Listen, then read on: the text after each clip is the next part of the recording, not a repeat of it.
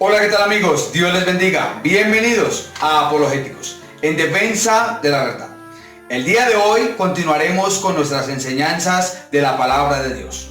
Y lo haremos mirando un tema bien particular: las teofanías de Dios o las manifestaciones de Dios. La palabra teofanía quiere decir teos, Dios, fania, formas o maneras en que Dios se ha manifestado. Recordemos que Dios tiene una naturaleza y es que Él es espíritu. Es invisible al ojo humano, incorpóreo, inmaterial. Sin embargo, la palabra del Señor nos muestra que el Dios invisible se ha hecho visible a través de la historia para tener un trato con el hombre. La palabra de Dios en el libro de Hebreos, en el capítulo 1, en el verso número 1, nos muestra esta maravillosa realidad. Dice la palabra de Dios: Dios, habiendo hablado muchas veces y de muchas maneras en otro tiempo a los padres por los profetas. La palabra de Dios allí nos está resumiendo aproximadamente 4000 años de historia del Antiguo Testamento, donde encontramos las manifestaciones de Dios y las diferentes maneras en que el Dios invisible se hizo visible con un objetivo, con un propósito definido para tener un trato con el hombre. Así que el día de hoy estaremos mirando algunas de las manifestaciones más conocidas de Dios, o en otras palabras, algunas de las maneras en que el Dios invisible se hizo visible a través de la historia.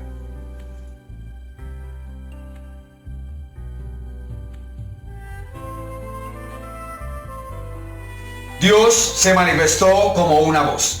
En el capítulo 12, en el capítulo 15 y en el capítulo 17 del libro de Génesis encontramos esta maravillosa manifestación de Dios.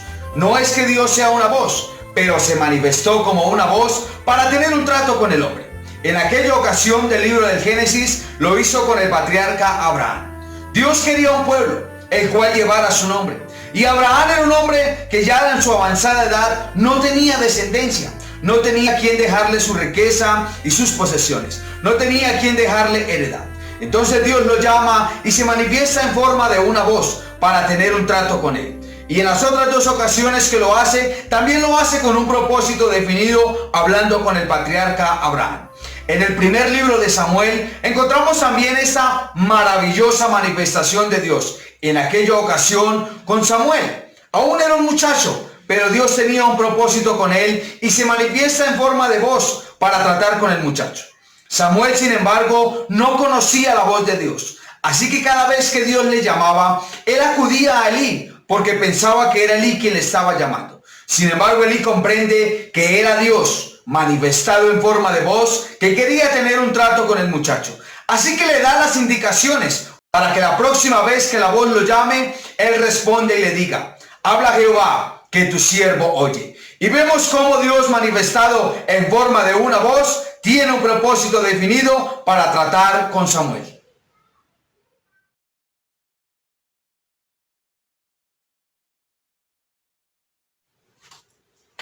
En el libro de Génesis, capítulo 18 y en el capítulo 22, encontramos otra maravillosa manifestación de Dios: el ángel de Jehová. Dios se manifestó en forma de ángel. No todas las veces que en el Antiguo Testamento encontramos narraciones acerca de los ángeles hacen referencia exclusivamente a las figuras angelicales, ejecutando juicios de Dios o trayendo mensajes al hombre. En muchas ocasiones encontramos que cuando la palabra de Dios habla del ángel de Jehová, está haciendo referencia a una manifestación de Dios. Dios manifestado en forma de ángel. En el capítulo 18 encontramos que 3 ángeles transfigurados, manifestados, se presentan ante el patriarca Abraham y tienen un trato con él. 2 siguen a ejecutar un juicio que Dios había determinado traer sobre el valle de Sittim, sobre las 5 ciudades que conformaban aquel contexto en aquel momento. Pero hay uno que se queda allí hablando con Abraham. Y en el transcurso de la lectura de la palabra de Dios, vamos a encontrar que aquel personaje no era un ángel más, sino que era Dios mismo manifestado en forma angelical. Así que en reiteradas ocasiones del Antiguo Testamento encontraremos que cuando la palabra de Dios habla del ángel de Jehová, era el mismo Dios, invisible, haciéndose visible en forma de ángel para tener un trato con el hombre. En el caso del libro de los jueces encontraremos también un trato bien particular, con los padres de aquel juez de la nación de Israel, o que más adelante se convertiría en el juez de Israel, Sansón. Dios se le manifiesta a los padres de Sansón de una forma angelical. Y vemos que era Dios, porque recibe el holocausto y recibe la adoración que aquel hombre le ofrece. Y solamente Dios es digno de adoración.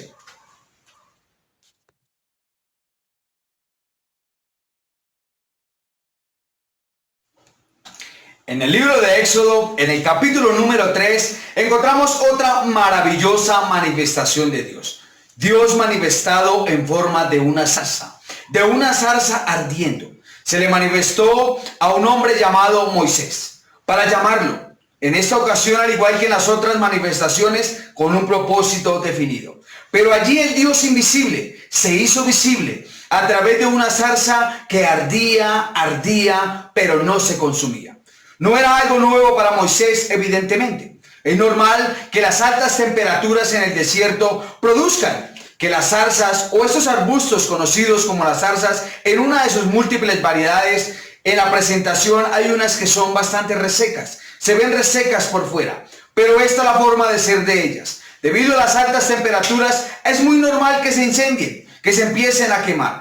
Pero llama la atención que Dios se manifiesta en forma de una zarza que arde, pero no se consume. Y entonces Moisés decide ir a ver aquella gran visión de Dios. Y resulta que no era solamente una visión, era Dios manifestado en forma de zarza, para tener un trato con Moisés, para llamarlo y para convertirlo en el caudillo, en el libertador del pueblo hebreo que estaba esclavo en la tierra de Egipto.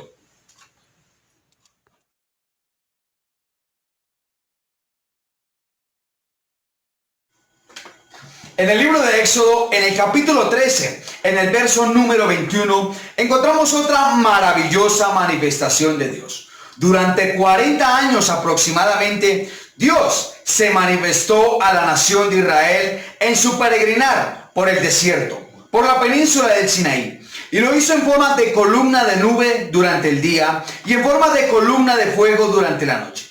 Encontraremos allí algo maravilloso, que el Dios invisible se hizo visible en forma de columna de nube para guiarlos durante el día. Si la columna de nube se movía, el pueblo debía moverse. Si la columna de nube se quedaba quieta, el pueblo debía acampar. Y no solamente esto, también les generaba protección, ya que la columna de nube los protegía del calor abrasador del desierto durante el día. Pero de noche, cuando Dios se manifestaba en forma de columna de fuego, los protegía del frío inclemente de la noche, ya que en el desierto las temperaturas llegan a bajar a -0 grados. También encontramos que durante la manifestación en forma de columna de fuego, la nación de Israel se veía protegido de las fieras que habitan el desierto. Entonces encontramos allí que el Dios eterno, incorpóreo, invisible que nos muestra la Biblia, no es una columna de nube, no es una columna de fuego, pero fue una de las maneras en que Dios se manifestó a la nación de Israel con un propósito: guiarlos y protegerlos.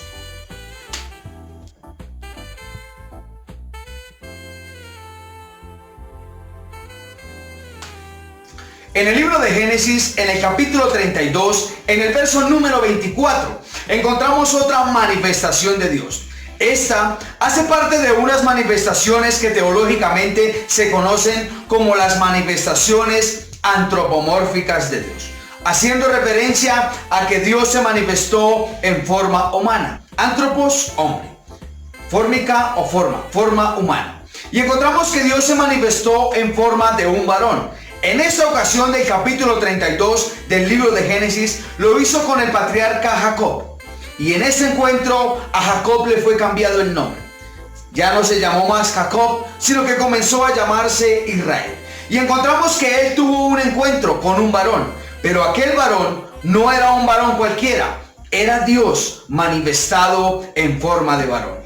Encontramos también que el patriarca Abraham tuvo un encuentro con una manifestación antropomórfica de Dios, en el caso de Melquisedec, sacerdote de Salem, o sacerdote del Dios Altísimo. Dice la Biblia en el libro de Hebreos que sin genealogía, sin padre, sin descendencia, haciendo referencia a que era Dios manifestado en forma de hombre. También encontramos en el libro de Josué, donde se le manifiesta a Josué en forma de un varón de guerra.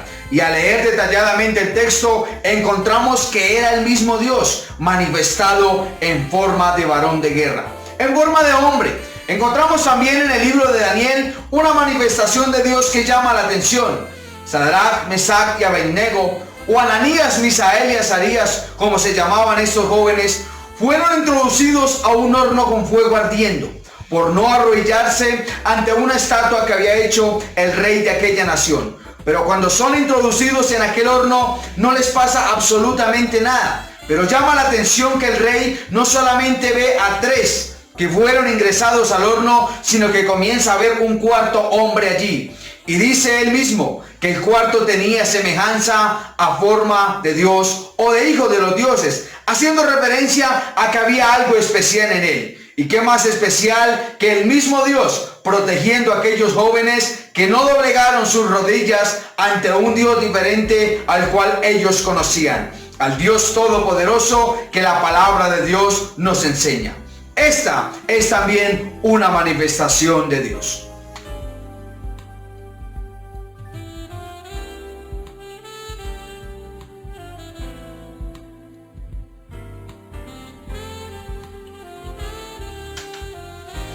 Hemos estado mirando algunas de las manifestaciones de Dios, de los modos o maneras en que el Dios invisible se ha hecho visible para tener un trato con el hombre. Siempre con un objetivo determinado, siempre con un propósito definido. A lo largo del Antiguo Testamento encontraremos estas y otras manifestaciones de Dios. Por ejemplo, en el libro de Daniel encontraremos que Dios se manifestó en forma de una mano, la cual escribió en la pared. Y en aquella escritura emitió un juicio sobre el imperio babilonio, el cual tuvo su cabal cumplimiento. Quisiéramos que nos dejaras tus comentarios de cuál de las manifestaciones de Dios te llamó más la atención. Y para cuando leas el Antiguo Testamento y encuentres las manifestaciones de Dios, te darás cuenta no solamente de las emitidas a través de este video, sino de las que están plasmadas en la palabra de Dios. No olvides suscribirte a nuestro canal, Apologéticos, en defensa de la verdad. Si este video fue de bendición para ti, no olvides darle like y compartirlo. Síguenos en nuestras redes sociales, Facebook y YouTube. Yo soy Andrés González.